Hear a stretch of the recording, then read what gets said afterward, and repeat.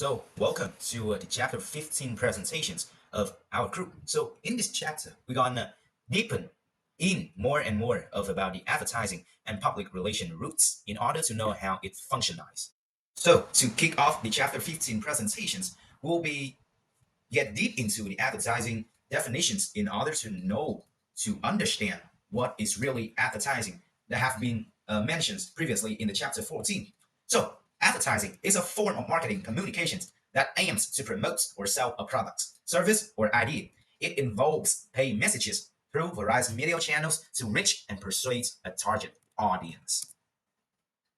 So advertising is such an important tool in order to aim to the target publics, customer, and consumer. So it has been researched that around average $545 billion have been spent annually by firms, organizations, and sellers in piece of advertisement for promoting their products every single year. So we can see that advertising is so significant that every people use it in order to get to approach to their customer as easy as possible.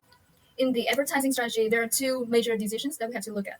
The first one is to set the advertising objective, which means that we have to setting a specific communication task to be accomplished with a specific target audience during a specific period of time.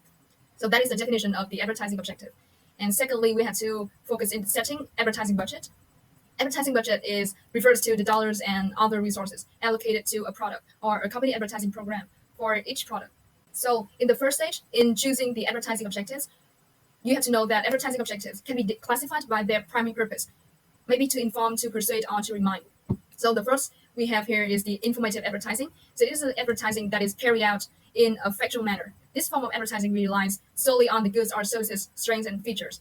So rather than trying to convince customers to buy a product using emotion. For example, a beer company selling a light beer might create an ad outlining how the carbs and calories of the light beer compare to a major competitor with a similar product. The second type is the persuasive advertising. This method of advertising aims to attempts to convince customers to purchase a product or services by appealing to their needs and desires. So this attempts to frame products in a positive light and convince consumers. The third one we have is reminder advertising. It's important for mature products. It has to maintain customer relationships and keep customers thinking about the product. The last one, comparative advertising, or there's another way to call it, is attack advertising, in which a company directly or indirectly compares its brand with one or more other brands. Pepsi, for example, it begins years ago with the long-running Pepsi Challenge campaign where the ads showed blind taste tests in shopping malls and other public places in which consumers invariably prefer the taste of Pepsi to that Coca-Cola. So this is an example of comparative advertising. Here are some of the attributes and key takeaways of each type of advertising objectives that doesn't include the comparative one. So here we have the informative advertising, which is they recommend us to building a brand and company image, expand how the product works, telling the market about a new product, for example. We have the persuasive advertising, which refers to building a brand preference, encourage consumers switching to a brand, and change their perceptions of the product value. And in the reminder advertising, they will maintain the customer relationships. So here, these are the key takeaways for each type. In addition to the last part, there are some factors to consider when setting an advertising budget. There are two in total. The first one is the stage in the product life cycle, and the second one is the competition level. Moving on, there are three steps in setting an advertising budget. The first one, developing the advertising strategies, then we will creating the advertising message and brand content. And last but not least, we have to select the appropriate advertising media. The first point that we will delve into is developing advertising strategies. So what does it mean, advertising strategy? It is the strategy by which the company accomplishes its advertising objectives. So it consists of two major elements, creating advertising messages and selecting advertising media. In the second step, creating the advertising message and brand content, there are some points that I think we have to seriously consider. The first one is breaking through the clutter. In fact, many challenges of advertising in today's clutter media environment is that many commercials ram into the shows, and it making it a hostile environment for viewers. Our viewers may have more control right now, so they can have streaming services on more other options, so they can easily simply skip ads if they don't want to see. This means that traditional advertising methods of interrupting viewers with generic messages no longer work. So advertising needs to be more engaging, more informative, and more entertaining to capture the attention from the customers. Merchant advertising and entertainment, which is medicine and wine. So we have two forms here, which is advertainment and brand integrations. And both of them have the same goal, is to make brand messages a part of the consumer content flow. So that it will not interrupt it. By that, the customer gonna watch their whole ads. Okay, so the first one is entertainment, which makes ads and brand content themselves so entertaining, so useful that people want to watch them.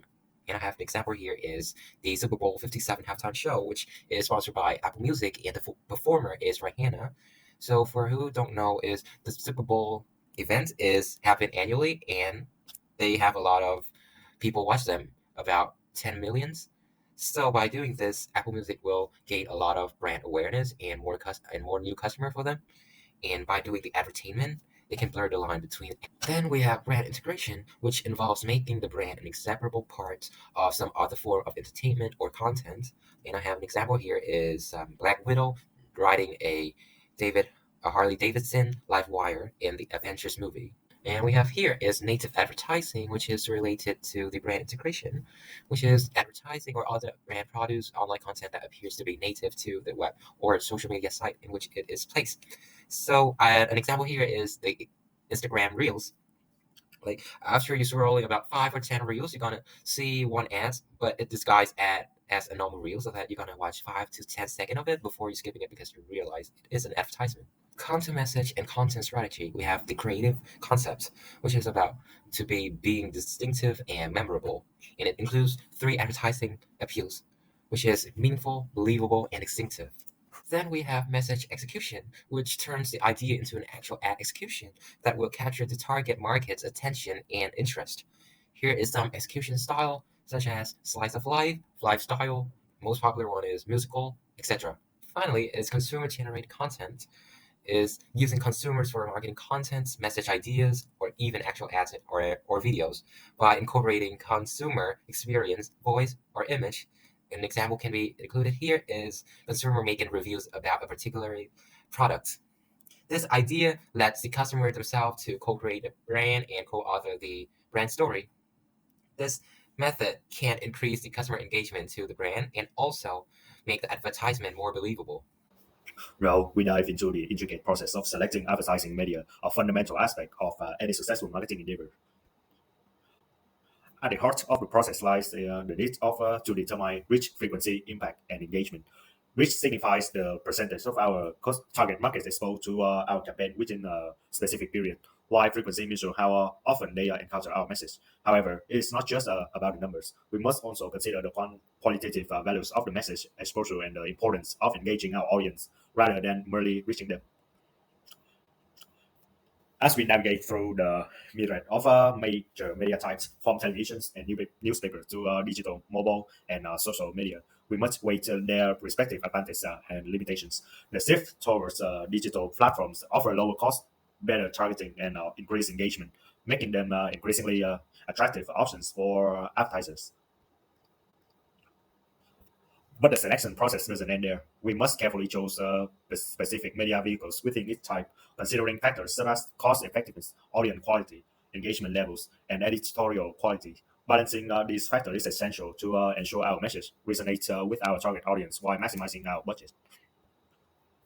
And let's not forget about timing, whether it's aligning our advertising with seasonal trends or capitalizing on real time events in the online sphere. Strategic timing can significantly impact the effectiveness of our campaigns. By scheduling our advertising effort based on product sales patterns and market trends, we can ensure our message reaches the right audience at the right moment. In the realm of advertising effectiveness, a burning question echoes: are we spending wisely? Our journey into the evaluation begins with 2 key aspects: communication effects and sales profit impact. Communication effectiveness is measured through the techniques like pretesting, while assessing sales impact is trickier due to the various factors at play. We use methods like historical comparison and experiment to understand this better. But in today's digital world, where content is everywhere, it is a constant challenge to measure effectiveness accurately. In navigating this complexity, a plan of analytical research and strategic judgment is essential. For other advertising considerations, we are focusing on 2 critical considerations: organizational structure and international adaptation. Firstly, in organizing for advertising, companies must decide who handles the task, while smaller firms may delegate this to sales departments. Larger companies often engage outside agencies for their expertise and fresh perspective. Take, for instance, McDonald's and their Unified I'm Loving It campaign, managed by agency like Y&R, showcasing the benefits of leveraging the agency expertise even for global brands. Secondly, when venturing into international markets, advertisers face the challenge of standardizations versus localizations. While some offer globally standardized campaigns to maintain brand consistency, or like sneakers, which is you not you when you are hungry at tailor message to suit local cultures. Yet, regardless of the approach, Coca-Cola's uniform online presence worldwide highlights the importance of global coordination. So, while global strategies offer efficiency and consistency, successful advertising demands sensitively to local nuance and regulations. As we navigate this dynamic landscape, balancing local vision and global relevance remains paramount. Another major promotion tool is worth mentioning is public relations, which is PR for short, and it is designed to engage and build good relationships with various publics. However, public relations can have a much stronger impact at a lower cost than advertising can. For example, interesting brand stories, events, video, or other content can be picked up by different media and shared variably by consumers, giving them the same or even greater impact than advertising that would have cost millions of dollars. It can have PR can have some of the functions such as press relations or press agency, meaning they're giving out newsworthy information to attract attention to a specific brand. Public affairs, it just means build and maintain national and local community relationships. Product and brand publicity means to publicizing specific products that the brands want to have, or lobbying, building and maintaining a relationship with the government in order to influence the legislation or the regulation.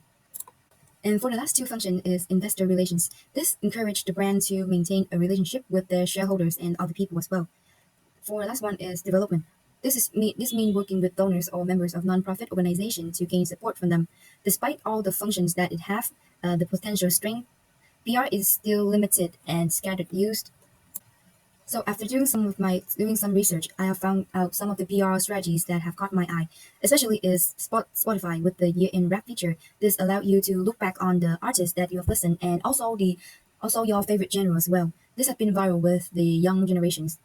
Or Jane Walker by Johnny Walker. As you can see here, it's a kind of a Scottish drink, and it used to be a man, but in order to honor the woman, it have come up with Jane Walker.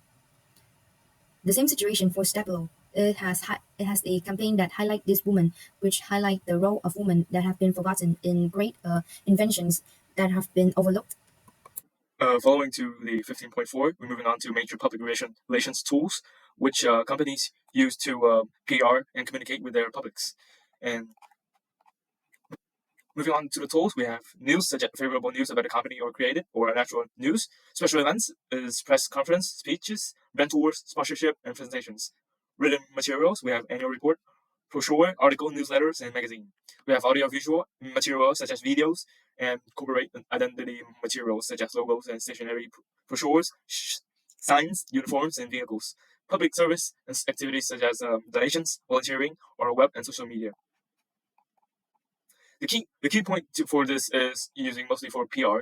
We have to set objective, choose measures and channels, implement a plan, evaluate results, and integrate it with other marketing activities. So after working through 4 objectives of the chapter 15, now we come to the conclusions. In the conclusions of chapter 15.1, we can see that advertising is very crucial in the promotion mix. This is used for engaging customer, and this is used widely by businesses, nonprofits, and social agencies to inform, persuade, and remind buyers about products or organization. So in the chapter 15.2, it could be concluded that effective advertising decision making involves setting clear objectives, crafting compelling message, selecting appropriate media channels, and evaluating results. Whether aiming to inform, engage, persuade, or remind buyers, advertiser must navigate complexity in budgeting, strategy, and evaluation. Message and media decision is essential for maximum effectiveness. Ultimately, addressing advertising accountability and organizational structure are key successful campaigns in today's competitive and globalized market. So in the conclusion of objective 15.3, it could be inferred that PR, which is stand for public relation, promotes products, people, ideas, and organization. It fosters positive relationship with consumer, investor, and the media. Besides that, it's had an impactful public awareness at the very low cost than advertising. Although it's had the modest budget, it's also played a vital role in brand building. Finally, the last objective, 15.4. In the conclusion, it could be inferred that companies use PR mostly in order to communicate with their customer. And PR professionally utilize tools like news, special events, and various media material. Also, the interest, which is include the website, social medias, play a significant role in modern PR strategies of every company.